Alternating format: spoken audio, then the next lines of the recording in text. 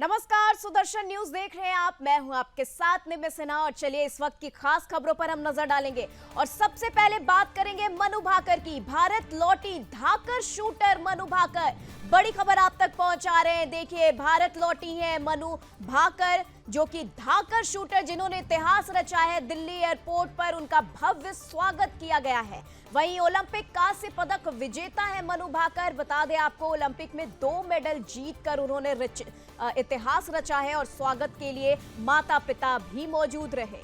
तो बता दें आपको, ये बड़ी खबर आप तक पहुंचा रहे हैं, जहां मनु भाकर दिल्ली एयरपोर्ट पर पहुंची, जहां पर लोगों ने उनका भव्य स्वागत किया। इस भव्य स्वागत में उनके माता पिता भी मौजूद रहे। ओलंपिक कांस्य पदक विजेता है मनु भाकर। ओलंपिक में 2 मेडल जीता है उन्होंने और 2 मेडल जीतकर उन्होंने एक इतिहास रच दिया है। तो बता दें आपको कि स्वागत के लिए माता पिता भी इस वक्त मौजूद रहे और दिल्ली एयरपोर्ट पर उनका भव्य स्वागत हुआ है। भारत लौटी हैं धाकर शूटर मनु भाकर।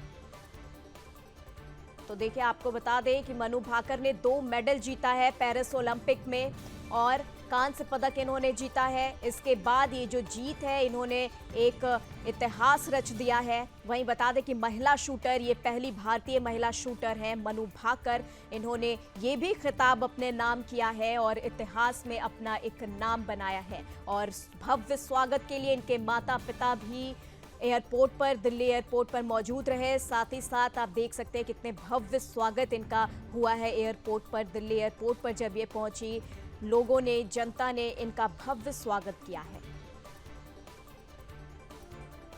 तो बता दें आपको कि पेरिस ओलंपिक में कांस्य पदक जीतने वाली मनु भाकर का दिल्ली एयरपोर्ट में भव्य स्वागत किया गया है। ओलंपिक में 2 मेडल जीतकर इन्होंने इतिहास रचा है। भारत की ये पहली महिला शूटर हैं और स्वागत के लिए इनके माता पिता भी एयरपोर्ट पर मौजूद रहे हैं। तो ये काफी गौरवशाली पल है पूरे भारत के लिए, देश के लिए, कि मनु भाकर पेरिस ओलंपिक में अपना नाम, अपनी जगह बनाकर वापस अपने स्वदेश को लौटी हैं।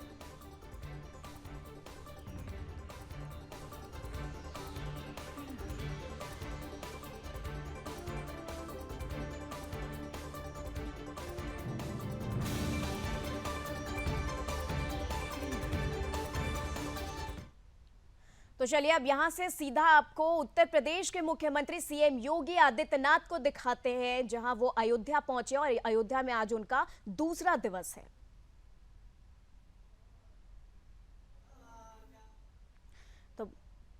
तो बता दें आपको कि हम आपको यहां से सीधा लिए चलते हैं उत्तर प्रदेश के मुख्यमंत्री योगी आदित्यनाथ के पास, जहां की वो 2 दिवसीय दौरे पर अयोध्या है और आज उनका दूसरा दिन है।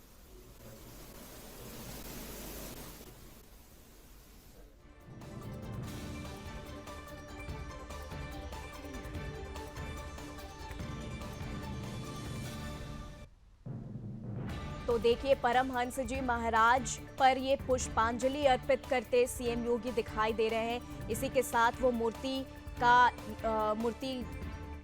लोकार्पण भी करेंगे। इसी के साथ आपको बता दें कि आज 2 दिवसीय दौरे पर सीएम योगी अयोध्या में है।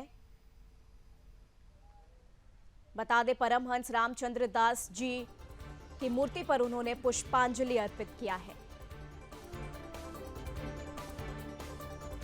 तो चलिए, लगातार हम आपको बता रहे हैं कि उत्तर प्रदेश के मुख्यमंत्री सीएम योगी जो है वो अयोध्या के 2 दिवसीय दौरे पर हैं। उसी के साथ आज उन्होंने परमहंस जी महाराज की मूर्ति पर उन्होंने पुष्पांजलि अर्पित की है और इसी के साथ इस मूर्ति का उद्घाटन भी किया जाएगा। तो आपको बता दें कि यहाँ पर सीएम योगी 2 दिवसीय उत्तर प्रदेश अयोध्या के दौरे पर है, जहाँ उन्होंने पहले दिन रामगढ़ी और रामलला के दर्शन उन्होंने किए और इसके साथ ही अयोध्या में कानून व्यवस्था को लेकर उन्होंने समीक्षा बैठक भी की थी। इसी के साथ आपको बता दें, आज परमहंस रामचंद्र जी महाराज के मूर्ति पर उन्होंने पुष्पांजलि अर्पित किया है और मूर्ति का अनावरण करते वो दिखाई दे रहे हैं। देखिए, ये तस्वीरें सीधा आप तक अयोध्या से हम लाइव आपको दिखा रहे हैं, जहां की वो मूर्ति का अनावरण कर रहे हैं। सीएम योगी परमहंस रामचंद्र जी महाराज की मूर्ति का वो अनावरण कर रहे हैं। तो अयोध्या से ये सीधा तस्वीरें आप तक आप देख रहे हैं। मूर्ति के पहले जो भी प्रक्रिया है, जो भी पूजा अर्चना है वो की जा रही है। सीएम योगी वो करते नजर आ रहे हैं और इसके बाद परमहंस रामचंद्र जी महाराज की मूर्ति की पूजा अर्चना कर रहे हैं और इसके बाद मूर्ति का अनावरण किया जाएगा। तो अयोध्या से लाइव हम आपको ये तस्वीरें दिखा रहे हैं जहां की अयोध्या के 2 दिवसीय दौरे पर सीएम योगी पहुंचे हैं, जहां पर अभी उन्होंने पुष्पांजलि भी अर्पित की। परमहंस रामचंद्र जी महाराज की मूर्ति पर पुष्पांजलि अर्पित करने के बाद और अब अनावरण किया जा रहा है।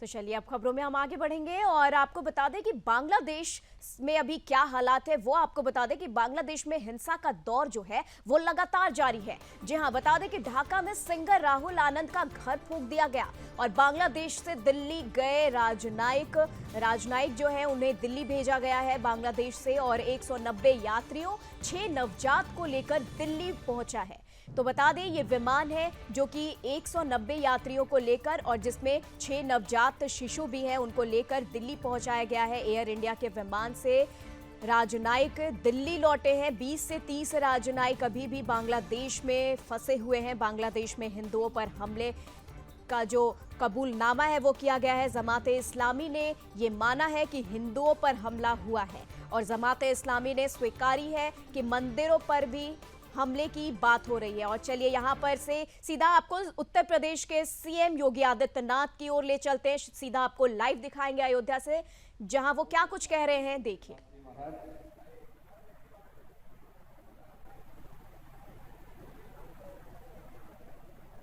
जगत गुरु रामानुजाचार्य पूज्य संत वासुदेवाचार्य जी महाराज, जगत गुरु रामानंदाचार्य पूज्य संत माघवाचार्य जी महाराज,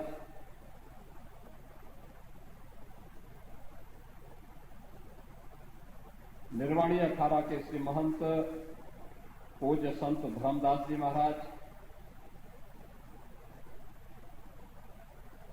वृंदावन धाम से पधारे पूज्य संत विजय कौशल जी महाराज, मंच पर उपस्थित अयोध्या धाम और देश के अलग अलग पवित्र धार्मिक पीठों से विराजमान सभी पूज्य संतजन,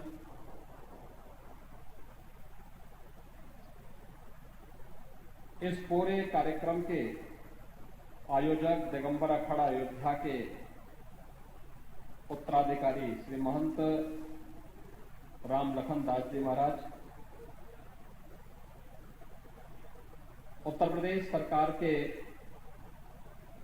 वरिष्ठ मंत्री और अयोध्या के प्रभारी मंत्री श्री सूर्य प्रताप शाही जी, यहां के महापौर महंत गिरीशपति त्रिपाठी जी, हमारे माननीय विधायकगण श्री वेद प्रकाश गुप्ता जी, रामचंद्र यादव जी, अमित सिंह चौहान जी,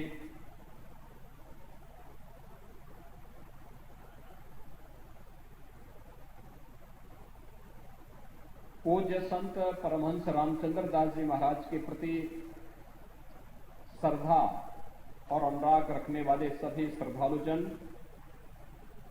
और उपस्थित बहनों और भाइयों,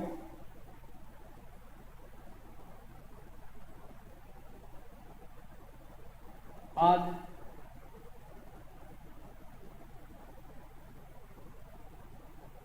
मर्यादा पुरुषोत्तम प्रभु श्री राम के परम भक्त पूज्य संत परमहंस रामचंद्र दास जी महाराज की 21वीं पुण्यतिथि है।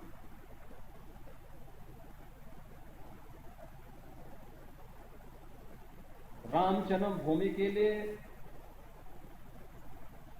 जिनका पूरा जीवन समर्पित रहा हो, जिन्होंने अपने जीवन का एक मिशन इस आंदोलन को बनाया हो, ऐसे पूज्य संत की भव्य और दिव्य प्रतिमा के अनावरण का भी मुझे अवसर प्राप्त हुआ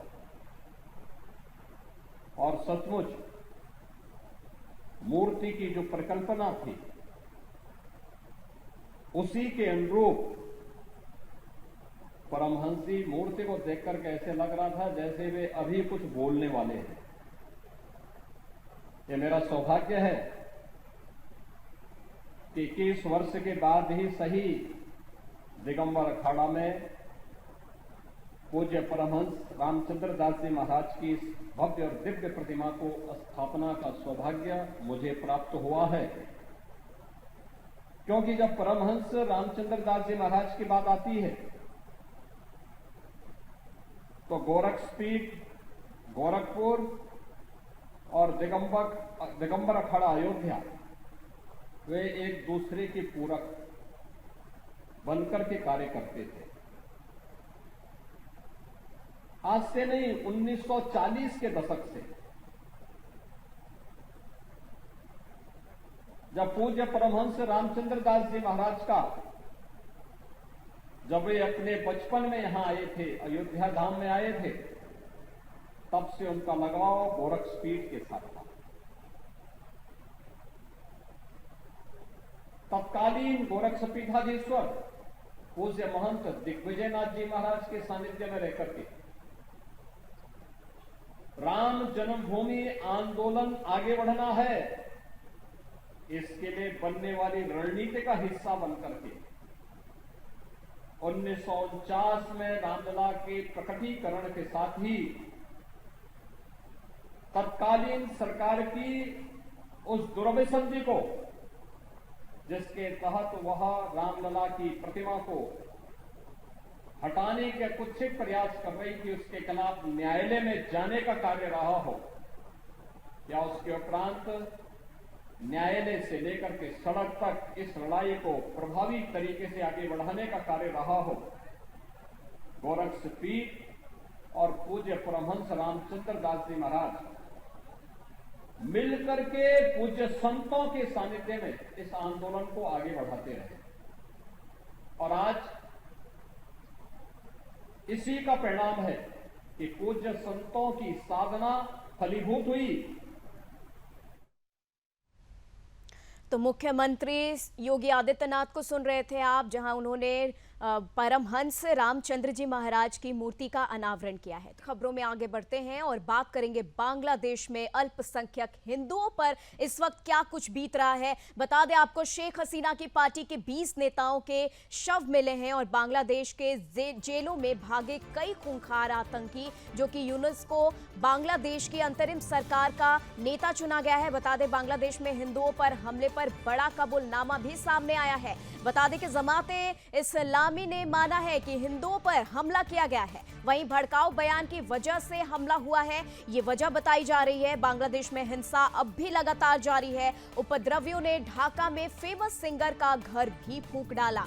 शेख हसीना की पार्टी के 20 नेताओं के शव बरामद हुए हैं। बांग्लादेश में शेख हसीना के इस्तीफे के बाद हिंदू समुदाय पर हमले तेज हो गए हैं, जिसके बाद अमेरिका ने भी चुप्पी तोड़ी है और अमेरिका ने भी कहा है कि बांग्लादेश में हिंदुओं और धार्मिक स्थलों पर हो रहे हमलों से हम चिंतित हैं।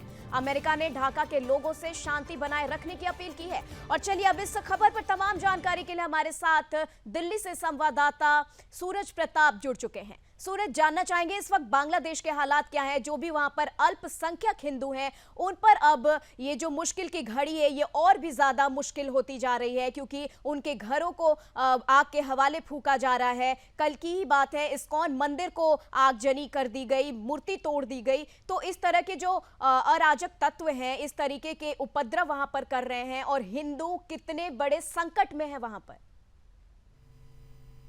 निमी, देखिए, मैं के बाद ये जो स्थल है ये बांग्लादेश है और कहीं ना कहीं तो एक बांग्लादेश का जो विवादित कोटा सिस्टम था उसको लेके छोटा सा प्रदर्शन शुरू हुआ था छात्रों द्वारा और धीरे धीरे इस प्रदर्शन ने इतना बड़ा हिंसा का रूप ले लिया जो आप सब देख रहे हैं। और कहीं ना कहीं हिंसा में जो है जो बांग्लादेश के हिंदू हैं वो कर रहे हैं, कहीं ना कहीं उनको ये सब झेलना पड़ रहा है। तरह तरह के आपने वीडियोज देखी है जो बांग्लादेश से निकलकर सामने आ रही है। हाल ही में वीडियो आई जहाँ हिंदू गर्भवती महिला के पेट पर लात तो वहाँ की आर्मी वो भी तो है। देखिए जो मैक्सिमम होता है ना समुदाय,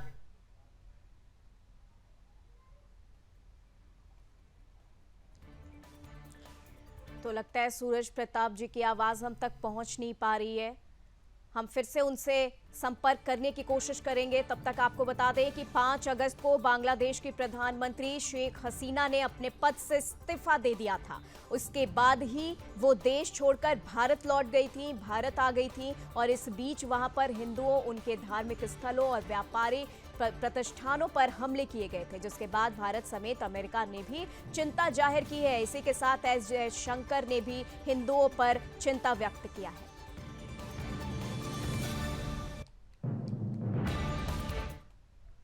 तो चलिए खबरों में आगे बढ़ते हैं और बता दें कि राज्य में सिपाही के 21,000 से अधिक पदों के लिए लिखित परीक्षा आज से शुरू होने जा रही है। बता दें कि परीक्षा 6 चरणों में होगी। अंतिम चरण की परीक्षा 28 अगस्त को होनी है। वहीं इसके लिए राज्य के सभी जिला मुख्यालय में 545 केंद्र बनाए गए हैं। परीक्षा में 17,87,720 अभ्यर्थी शामिल होंगे और प्रत्येक चरण में 2.5 से लेकर 3 लाख परीक्षार्थी शामिल होंगे। पिछली बार आयोजित की गई इसी लिखित परीक्षा का प्रश्न पत्र लीक हुआ था। इसके मद्देनजर सुरक्षा के सभी मानकों पर खास तौर से नजर रखी जा रही है।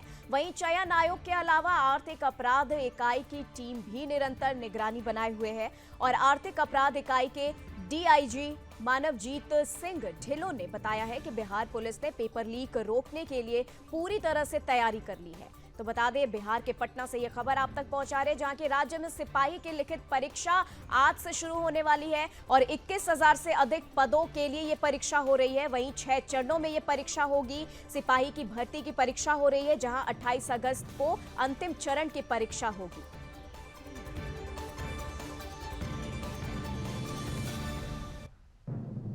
बता दें आपको पटना के बिहार से यह खबर, जहां की राज्य में सिपाही की लिखित परीक्षा होने वाली है। 21,000 से अधिक पदों के लिए परीक्षा होने वाली है।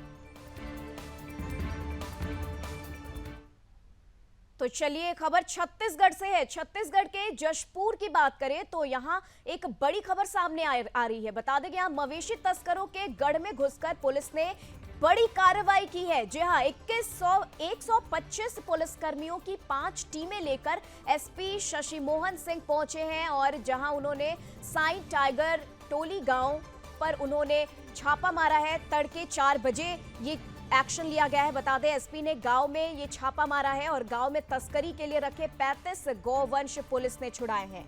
तो बता दें आपको कि मवेशी तस्करी में प्रयुक्त 14 वाहन पुलिस के जब्त में है और आधा दर्जन से अधिक आरोपियों को पुलिस ने हिरासत में ले लिया है।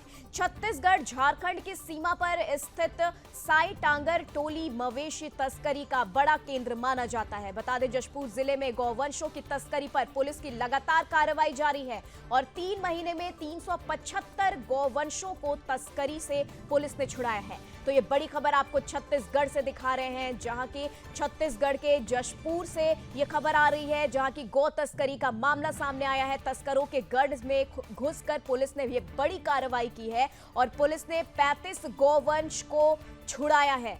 जी हां, बता दें एक बड़े पैमाने पर ये गौवंश की जो तस्करी है वो की जा रही थी। 375 गौवंश को तस्करों से छुड़ाया गया है। पुलिस ने बड़ी कार्रवाई की है। छत्तीसगढ़ के जशपुर से यह खबर आ रही है।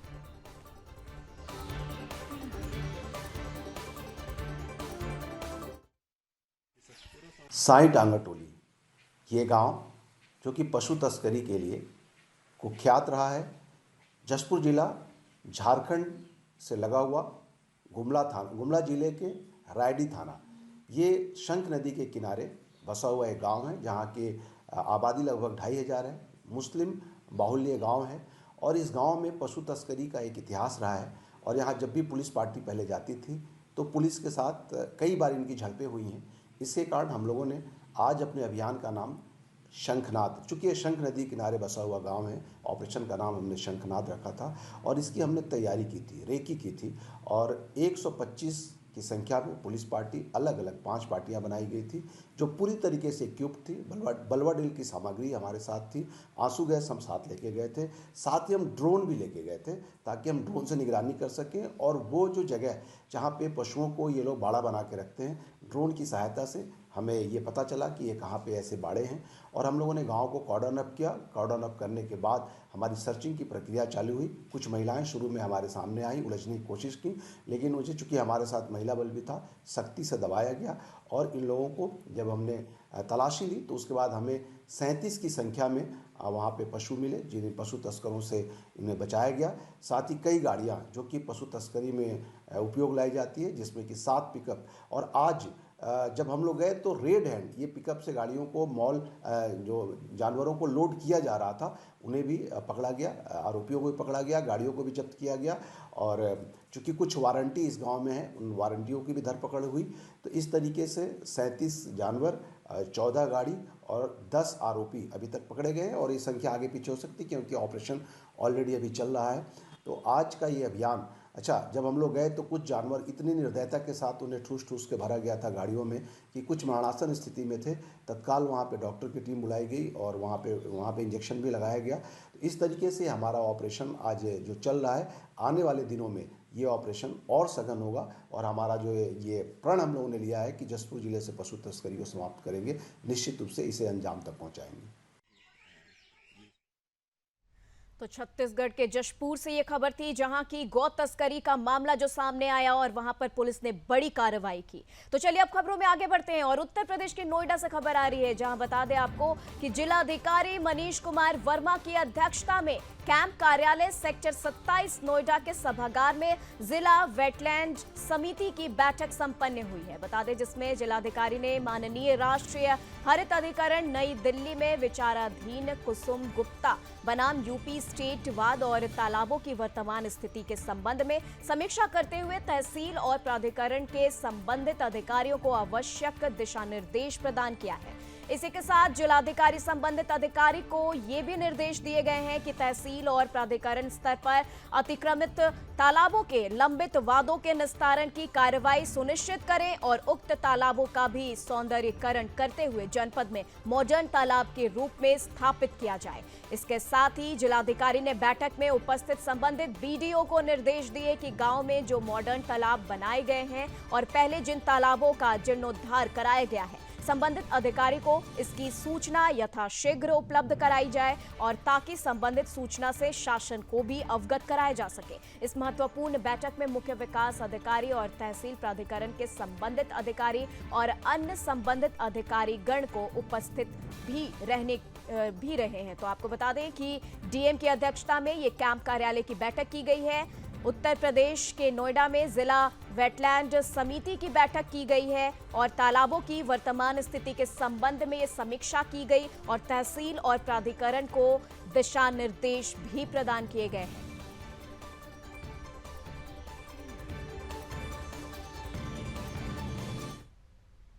तो चलिए फिलहाल के लिए खबरों में बस इतना ही। देश दुनिया की तमाम खबरों के लिए आप देखते रहे सुदर्शन न्यूज। दीजिए इजाजत। जय हिंद।